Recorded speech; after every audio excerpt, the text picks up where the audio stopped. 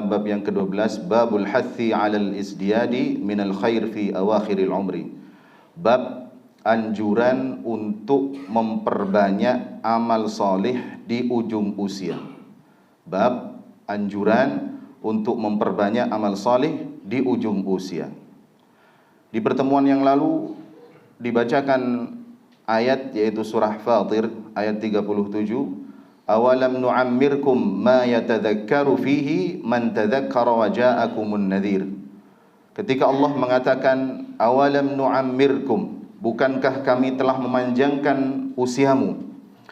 Sebagian ulama seperti Al-Hasan Al-Kalabi, Al-Masruq rahimahullah, mereka mengatakan bahwa awalam nu'ammirkum, memanjangkan usia di sini adalah sampai 40 tahun.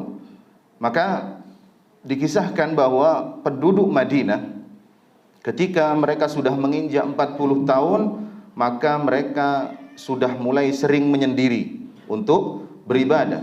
Ketika sudah 40 tahun, mereka mulai mengurangi aktivitas duniawinya dan menambah amal-amal soleh, menambah amal kebaikan mereka. Ini penduduk Madinah.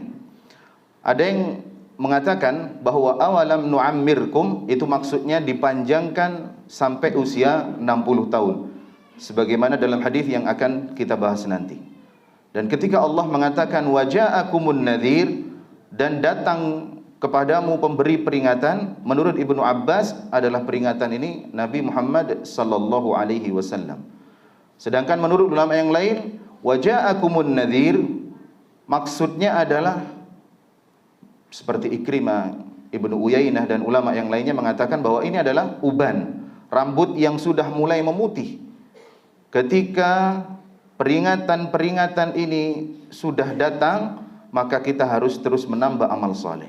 Ketika uban sudah mulai tumbuh, tubuh sudah mulai lemah, maka bersungguh-sungguhlah dan menambah amal. Lalu kita masuk sekarang ke dalam hadis yang ke-114. Hadis ini diriwayatkan oleh Abu Hurairah radhiyallahu an, bahwasanya Rasul sallallahu alaihi wasallam bersabda, "A'dzarallah ila mri'in akhara ajalahu hatta balagha 60 sanah." Allah tidak lagi menerima alasan, Allah tidak lagi menerima uzur dari seseorang setelah Allah menangguhkan umurnya sampai mencapai 60 tahun. Hadis ini sahih diriwayatkan oleh Al-Imam Al-Bukhari dalam hadisnya, dalam Sahih Bukhari. Wa qala al-ulama, dan sebagian ulama mengatakan ma'nahu lam yatruk lahu 'udhran id amhalahu hadhihi al-muddah.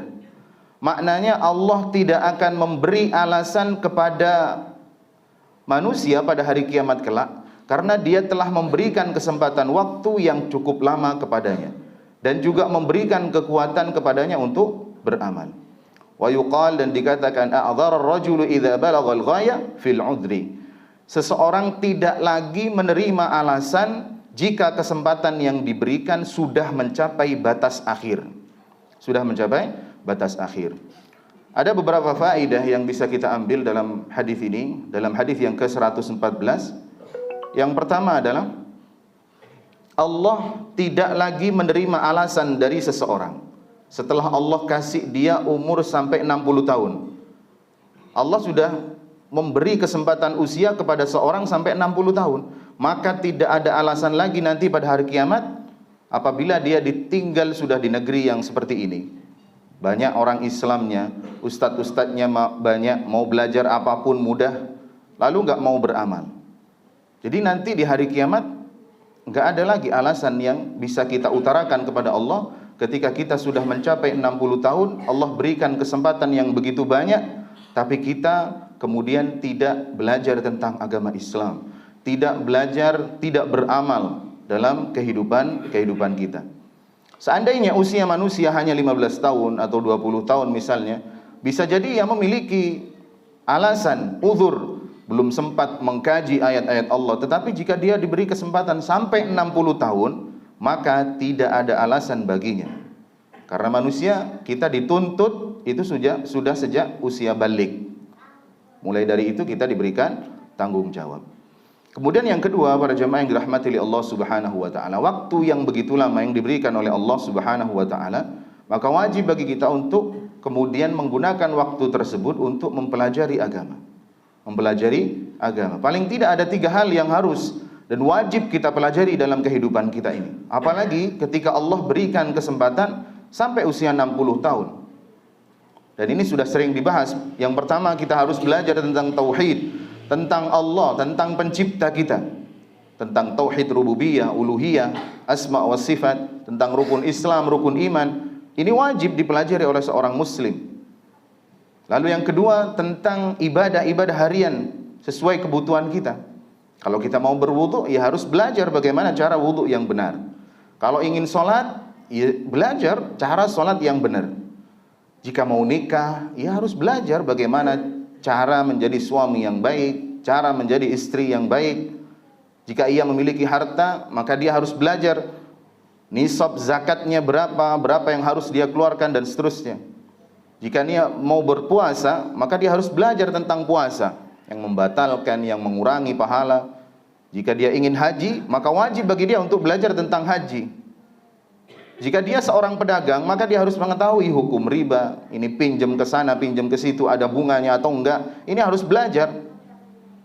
Jika penjual makanan, maka dia harus mengetahui makanan yang halal, makanan yang baik seperti apa. Mengenal sifat-sifat curang yang dilarang oleh Allah dan Rasulnya. Harus belajar tentang ibadah-ibadah harian kita. Kemudian yang terakhir adalah akhlak. Belajar bagaimana berinteraksi dengan sesama muslim, sabar, musyawarah, bersyukur dan seterusnya. 3 ini paling tidak harus dipelajari, wajib dipelajari oleh seorang muslim. Jika tidak mempelajari ini sampai usia 60 tahun, maka kelak Allah tidak akan memberi uzur lagi. Nanti di akhirat tidak akan menerima alasan lagi. Mau menjawab apa kita? Soalnya kita ini diberikan kemudahan, tinggal di negeri muslim. Ustadznya banyak, kita mau belajar lewat Android, smartphone bisa, lewat apapun bisa belajar. Kemudian kita sampai 60 tahun tidak belajar, maka nanti di akhirat Allah tidak menerima alasan lagi. Lalu bagaimana kalau kita ditanya oleh Allah Subhanahu wa taala di akhirat? Engkau sudah kuberikan waktu 60 tahun, tapi sholatmu masih belum benar. Tapi puasamu masih belum benar. Apa alasanmu? Sudah aku berikan waktu sampai 60 tahun. Ini yang kedua. Yang ketiga, para jamaah yang dirahmati oleh Allah Subhanahu wa taala.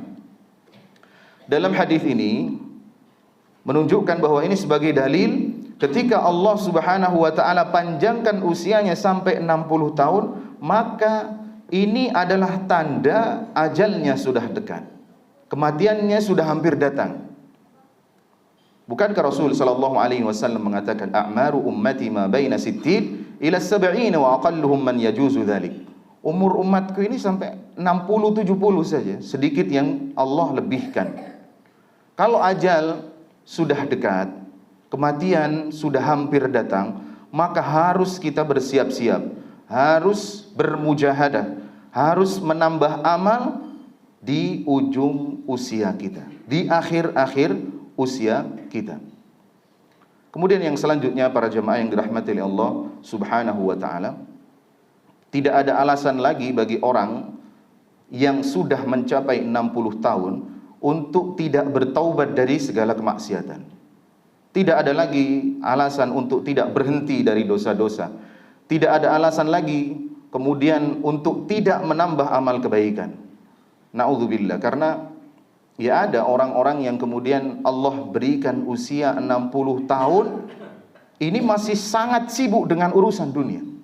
Sangat sibuk sekali dengan urusan dunia. Padahal kita tahu tadi, penduduk Madinah sudah usia 40 tahun ini sudah mulai mengurangi kegiatan-kegiatan dunianya. Maka saya sering cerita kepada beberapa teman bahwa ada orang, saya pernah bertemu dengan orang yang sudah usianya 70 tahunan. Dia masih sewa tebu sana, sewa tebu sini. Puluhan hektar dia punya tebu. Sewa sana, nambah lagi, sewa lagi, nambah lagi. Puluhan hektar. Usianya sudah 70 tahun. Dia bilang timbang nganggur, Ustaz. Timbang nganggur. Usia 70 tahun, subhanallah. Masih sibuk dengan urusan dunia. Masih sibuk dengan urusan dunianya. Bukannya kemudian menambah amal di ujung-ujung usia, tapi masih sibuk dengan urusan dunia. 60 tahun masih sibuk mancing terus. Usia 60 tahun masih sibuk dengan main-main urusan dunia. Ini nasihat dari Rasul sallallahu alaihi wasallam agar kita mulai harus kembali, harus memperbanyak amal kita di ujung usia. Bahkan ada juga orang yang 60 tahun masih kemudian nekat bermaksiat. Masih enggak sholat, masih molimo ya, masih main, masih mabuk, masih main perempuan, masih maling dan yang lainnya. Jangan ya. Sudah, Allah enggak menerima uzur kalau kita sudah dipanjangkan usianya sampai 60 tahun. Yang terakhir, para jamaah yang dirahmati oleh Allah Subhanahu wa taala, bagi yang kita masih muda, kemudian jangan terpedaya, jangan terpedaya, jangan tertipu karena kematian itu ya enggak harus sakit, ajal itu datang juga enggak harus tua. Mari kita sama-sama memperbaiki dan menambah amal kita, lebih-lebih di ujung usia. Saya masih 20 tahun masih main-main lah. Saya masih 30 tahun. Saya pengen kemudian menikmati kehidupan ini. Saya masih 40 tahun, saya masih kepingin main ini, main itu, menikmati dunia. Jangan sampai tertipu dengan usia muda. Saya juga pernah bertemu dengan anak yang kemudian usianya di bawah saya. Ketika dinasihati, ayolah berhenti, ayolah sudah mulai harus ke masjid. Tunggu dulu Ustaz, 40 tahun nanti saya akan kembali. Dia pakai alasan hadis-hadis ini, dia pakai ayat awalam nu'ammirkum, pakai ayat ini dia. Nanti saya nunggu 40 tahun baru nanti saya mau kembali kepada Allah Subhanahu. Iya, kalau usianya sampai 40 tahun. Kalau nggak sampai bisa habis nanti di akhirat. Mudah-mudahan apa yang disampaikan ini bisa bermanfaat terutama bagi yang berbicara dan agar menjadi pengingat kita agar kita lebih berhati-hati dalam kehidupan dan menambah amal kita apalagi di ujung usia kita. Subhanakallahumma bihamdika asyhadu an la ilaha illa anta astaghfiruka wa atubu ilaik. Assalamualaikum warahmatullahi wabarakatuh.